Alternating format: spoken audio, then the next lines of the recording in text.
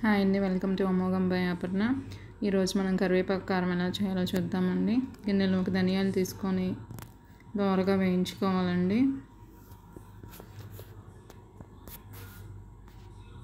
ధనియాలు వేగాక చల్లార్చుకోవాలండి పక్కన తీసిన ప్లేట్లో. ఇప్పుడు ఇందులో పచ్చిపప్పు యాడ్ చేసుకుందామండి. పచ్చిపప్పుని కూడా పచ్చివాసన పోయి దోరగా వేపుకోవాలండి. పచ్చిపప్పు వేగినాక మినపప్పు యాడ్ చేసుకోవాలండి. ఇందులో మినపప్పుని కూడా పచ్చివాసన పోయి త్వరగా ఇందాక వేయించుకోవాలండి. 2 స్పూన్స్ జీలకర్ర యాడ్ చేసుకున్నానండి. ఇందులో నేను జీలకర్ర మినపప్పు వేగినాక పక్కన తీసి పెట్టుకోవాలండి.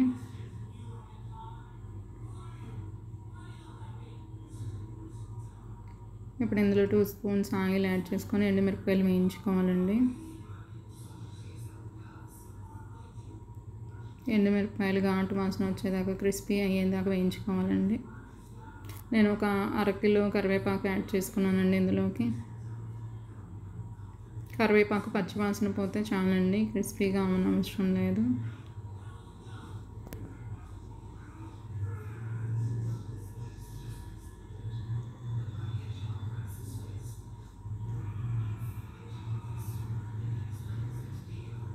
ఇప్పుడు ఇందులోకి కొంచెం 1 స్పూన్ పసుపు యాడ్ చేసుకుంటున్నానండి. నేను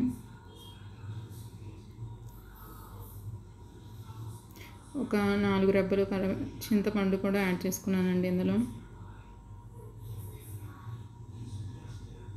చల్లార్చుకున్న పప్పులు, ఎండుమిర్చి, కరివేపాకు, ఒక 4 వెల్లిపాయలు, రుచికి సరిపడా సాల్ట్ వేసుకొని గ్రైండ్ చేసుకోవాలండి ఫైన్ పౌడర్ లాగా.